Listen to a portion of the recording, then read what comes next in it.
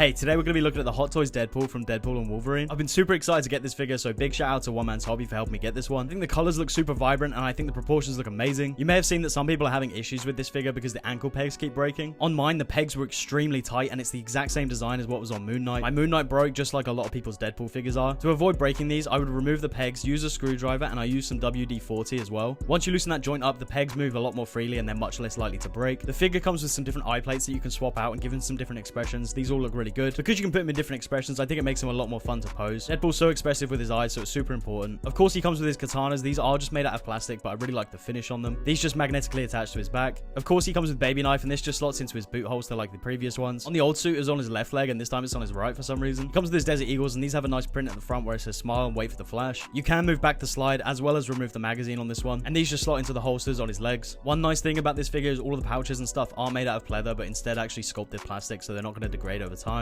The special edition of this figure actually comes with the gold pistols from Deadpool as well. The finish is pretty stunning to look at, and this one does have a nice detail where it says so sorry at the front. It comes with a great assortment of hands, and I really like the gold on these. My favorite set here are the heart hands. So strangely enough, he doesn't actually come with any fists. You also get Baby Pool, and this is really nicely detailed for such a throw-in accessory. He has some swap out eye lenses so you can have him in different expressions, as well as you also get two bottles which can be stored in his hand or on his holsters. To go along with him, you actually have a baby carrier which you can put onto Deadpool himself, and you also get Dog Pool, which is really well detailed. It has a little bit of articulation, so you can put her into some different poses. The throw-in character that they didn't really have to include was Headpool. He has the propeller on the top of his head, and you can swap this out for one that looks like it's moving. The special edition exclusive accessory is this diorama base. It looks fine, but it's extremely cheap. It weighs like absolutely nothing. It comes with a dynamic flight pole and this attachment which you can use for Headpool. It's super refreshing for Hot Toys to actually release a figure around the same time as the movie, instead of having to wait like an entire year before the figure comes out. It's very rare that Hot Toys does this. I think the last time they did something like this was for No Way Home, and that was the black and gold suit, which was pretty mid anyway. Comparing to the previous Deadpool, it's night and day. The proportions on the new one are so much more realistic, and I love the new colors. The biggest problem that a lot of people had was the materials on the old Deadpool, and I don't know if this one is that much better. It's a weird material, and I guess we'll just have to wait and see how it holds up over time. Now, sadly, we still have to wait for the new Wolverine to come out to go with him, but I'm super excited for that figure, and I think they're going to look amazing together. If you haven't had a Deadpool before, this is definitely the one to get, and if you're still rocking your Deadpool 1 or Deadpool 2 figure, I think this is a worthy upgrade.